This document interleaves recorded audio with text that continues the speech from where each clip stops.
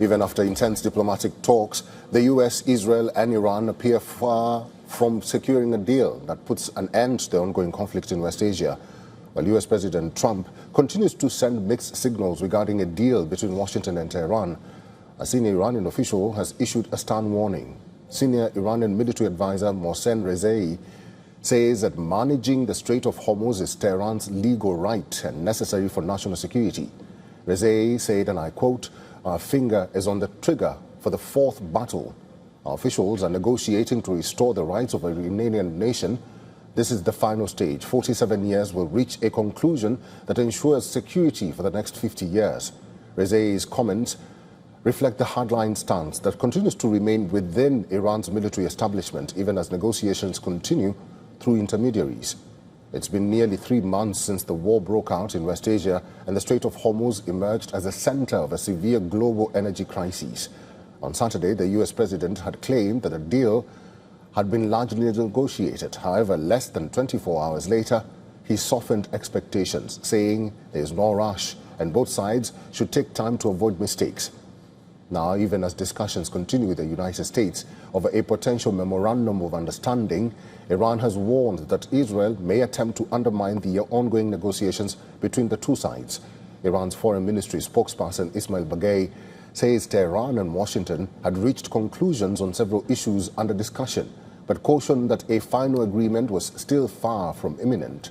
On the issue of toll through the Strait of Hormuz, Tehran says it is collecting fees for navigational services on ships transiting the strategic waterway, rather than imposing tolls.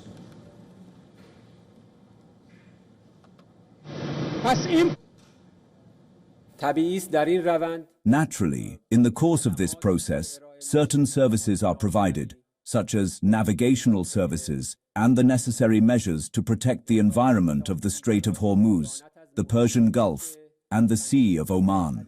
These involve costs that must be collected. They should not be described as tolls or duties.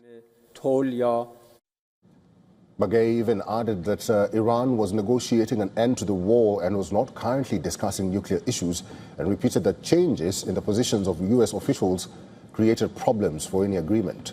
Iran's nuclear program is the biggest sticking point in negotiations between the two sides. On Sunday, US reports suggested that the agreement would include a commitment from Iran that it will not pursue nuclear weapons. However, this claim was later rejected by Iran. Now, Iranian President Pezeshkian says Tehran is not after nuclear weapons.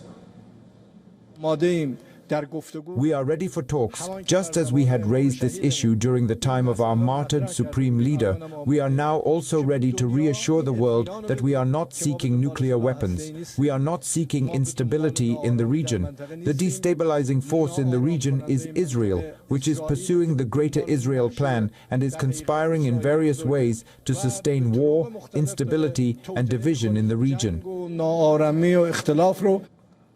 The potential memorandum of understanding discussed between the United States and Iran contains 14 points.